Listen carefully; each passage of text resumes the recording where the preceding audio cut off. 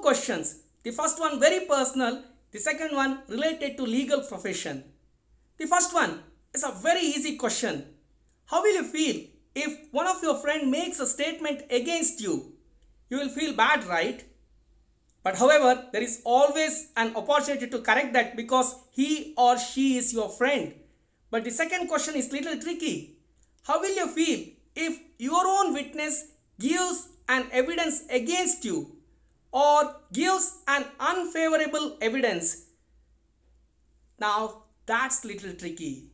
Hey guys, welcome to my legal classes. This is Ganesh Pujari, and in the series of Indian Evidence Act, we were focusing on chapter 10, which is all about examination of witness, covered between section 135 to 166. And in that series, this is my 13th video where we are going to focus on section 154, which is all about question by party to his own witness.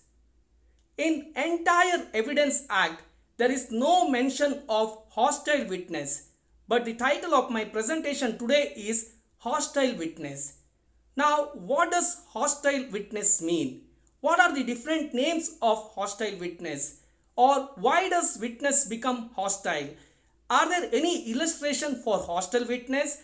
Can we understand section 154 with the help of a chart?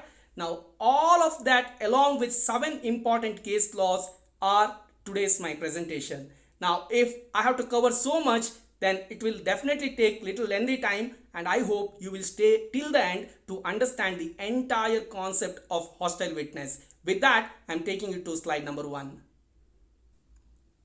In this slide, let us try to understand the term meaning of hostile witness along with an illustration, and in my next slide, let us discuss section 154.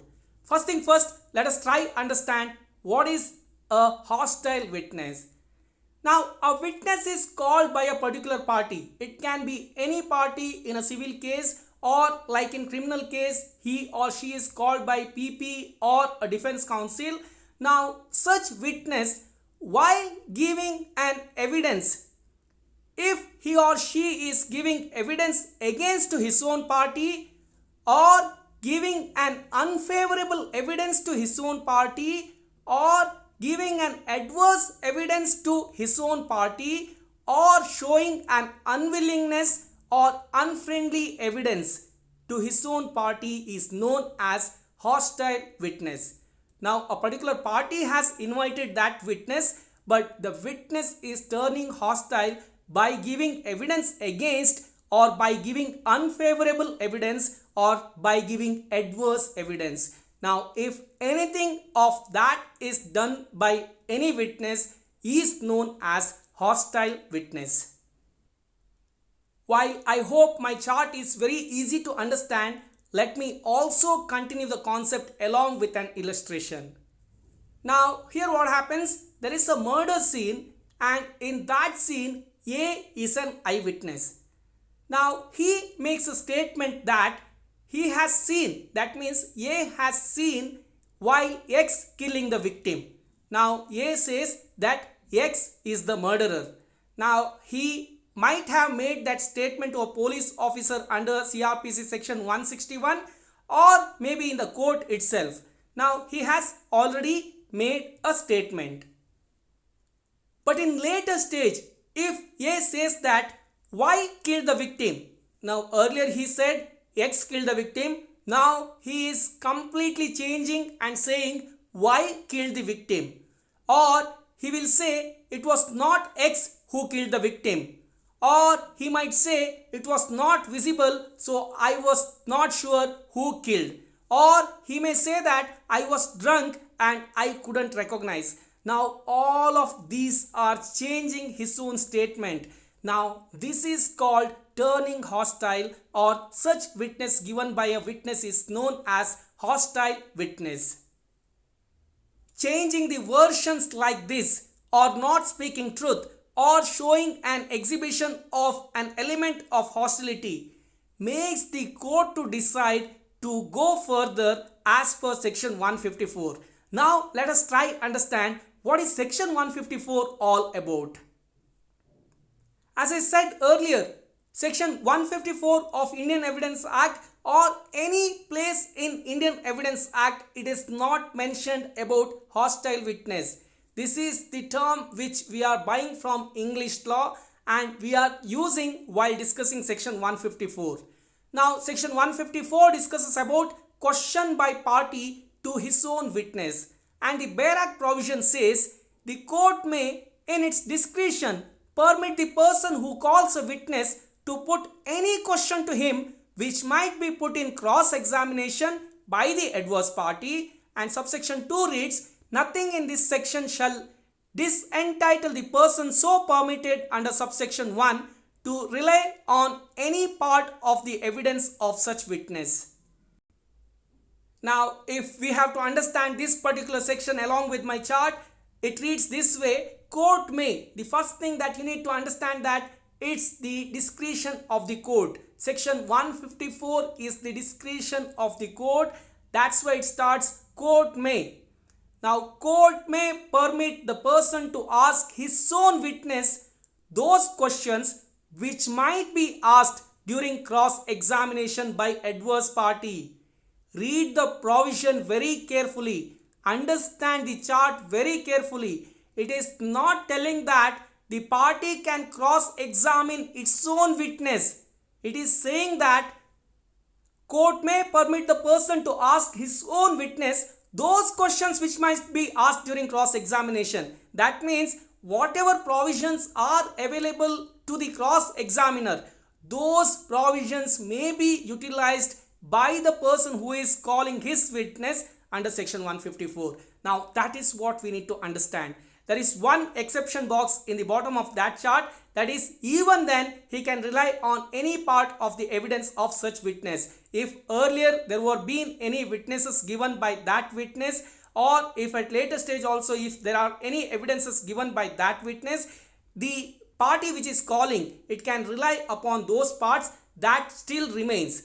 But otherwise, the only exception we can see under section 154 is, unlike any other provision, during examination in chief, we are not allowing many things, but all of that comes to life, and all the rights that a cross-examiner gets, all of that will be available to the person who is calling his own witness. Now, what are the important provisions comes to life by getting courts such discretion?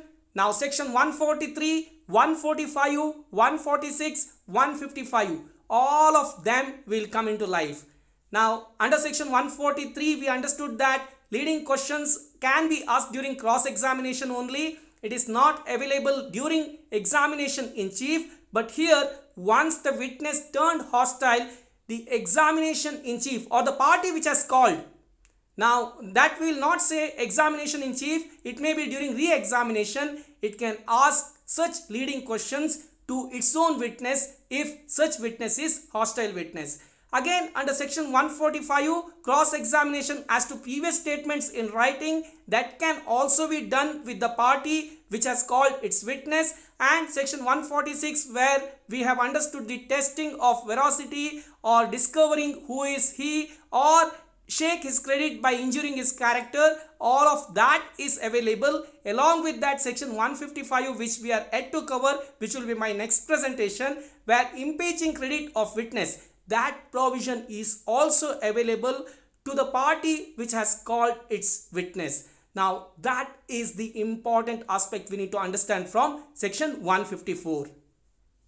The last question that we need to answer in this particular slide is why such an opportunity is given to the party which has called his own witness. Now, whenever we are taking evidence from the witness of our own party, there is a favorable situation available. But if the witness turns hostile, there should be an opportunity to demolish the stand of such witness, and that is the entire purpose of section 154. With that, I am moving to next slide. The next important aspect we need to understand here is what are the different reasons for getting hostile. Why a witness turns into hostile witness. It may be due to life threat or injury, or there is some threat to his or her family, or there is some monetary offers given to the witness, or fear of cross-examination, or maybe due to the lengthy process of giving witness, or lack of police protection or fear factor, or maybe lack of trust in criminal justice, or maybe due to harassment, or maybe worried of lengthy trials. These all can be few important reasons for getting hostile. While learning the concept of hostile witness or section 154 of Indian Evidence Act, we need to keep few other sections in our mind from Indian Evidence Act as well as other laws like CRPC, IPC, etc. I have already told section 143, 145, 146 and 155. Along with that, we need to keep section 132 as well as 65B in our mind. And under CRPC and IPC, like section 161 of CRPC, where police officer takes evidence, or section 193 of Indian Penal Code, where there is punishment available for false or fabricated evidence, all of that. Now, these are the important sections that we need to remember while discussing about section 154. Coming to case laws, the first important, very important case law is Rabindra Kumar Day versus State of Orissa, or famously known as RK Day versus State of Orissa. Here, two important questions are answered by Supreme Court. One about the court's discretion as to witness turned hostile. The second one is value of evidence given by hostile witness. The first one, always remember that it is no one other than court who decides whether the witness has turned hostile or not. Now, a counsel cannot decide whether the witness has turned into hostile or not. He can only make an appeal to the court, and it's court discretion to observe every aspect and decide whether the witness has turned hostile and allow opportunity as under section 154 for questioning, etc. So remember, it's court's discretion to understand and decide whether witness has turned to hostile or not. The second question, value of evidence given by hostile witness. While discussing about this factor in RK Day versus State of Orissa, another case was being referred, that is Bhagwan Singh versus State of Haryana, where Justice Bhagawati J said, and I quote, the fact that the court gave permission to the prosecutor to cross-examine his own witness, thus characterizing him as what is described as a hostile witness, does not completely efface the evidence. The evidence remains admissible in the trial, and there is no legal bar to base a conviction upon his testimony if corroborated by other reliable evidence, which means the evidence is still valuable. That is what discussed under this particular case law. There is one more case law in which Supreme Court held the same thing, that is Guru Singh versus the State of Rajasthan, by saying there appears to be a misconception regarding the effect on the testimony of a witness declared hostile. It is a misconceived notion that merely because a witness is declared hostile, his entire evidence should be excluded or rendered unworthy of consideration. Here also it is said that as per subsection 2 of section 154, the evidence still has value. That is what discussed under Guru Singh versus the State of Rajasthan. Another interesting aspect from this particular case law that I have mentioned in green bold letters in this particular slides are, under section 154 or Indian Evidence Act, we don't have any reference as hostile witness, and in this case law it was very clearly held that it is in English law where we see the term hostile witness or adverse witness or unfavorable witness or unwilling witness. Now, this can be an answer for the question, what are the different names of hostile witness? And the answer can be adverse witness, unfavorable witness, unwilling witness, etc. And all of these terms are used in English law and not in Indian law. That is what you need to remember. While discussing last two case laws, I told that hostile witness still has evidential value. But that doesn't mean that it is easy to conclude. Here is a very interesting case law, that is State of UP versus Ramesh Prasad Mishra, where it was held that it can be subjected to close scrutiny and that portion of the evidence which is consistent with the case of the prosecution or defense may be accepted. So, close scrutiny is what required by the court. Only after such scrutiny the evidence gets evidential value or will be considered, which is what we need to remember. I think I already told once in the beginning that any witness can become hostile witness. It need not to be from the public prosecutor's witness or from the defense counsel witness or in civil case any party of the witness. Any witness can turn hostile. Now public prosecutor calls a witness and he can turn hostile. Likewise, a defense counsel calls a witness and he or she can be termed hostile witness if they are against the defense counsel itself. Now that is what we need to keep in our mind. I am giving few important case laws as far as hostile witnesses are concerned. Here there is a case law, that is Jessica Lal case, where son of MP is involved in the case and how the witnesses are turning hostile. Now this is a very interesting case law. You need to read the judgment. Here I have brought the few important facts of the case which you can go through.